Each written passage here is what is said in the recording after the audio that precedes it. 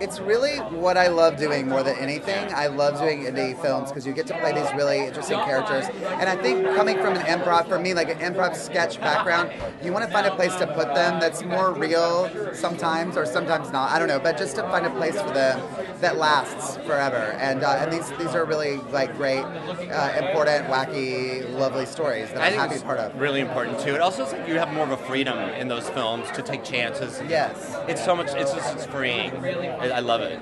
I think it's super important to support independent film because it's really hard to make an independent film nowadays. I don't quite understand how it works, but for some reason I've heard it's easier to make like a $60 million movie than it is to make a $100,000 movie.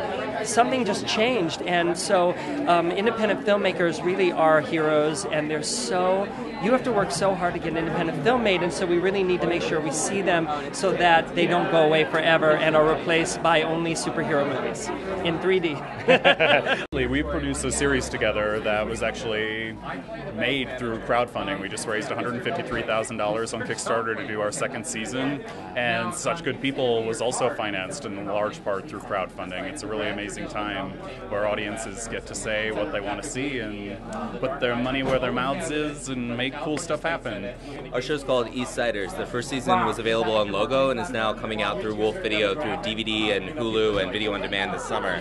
And I really think that Kickstarter, specifically with LGBT content, is allowing projects like this that maybe wouldn't get traditional financing a real platform and a real spotlight so that people can demand the kind of content that they want to see. And personally, this is a movie that I would be so excited to see, even if I didn't have like a personal stake in it. I would be really jazzed to see it and support it on crowdfunding. Independent film is where we tell our stories, and it's where we tell our stories quicker and faster and in a more immediate way.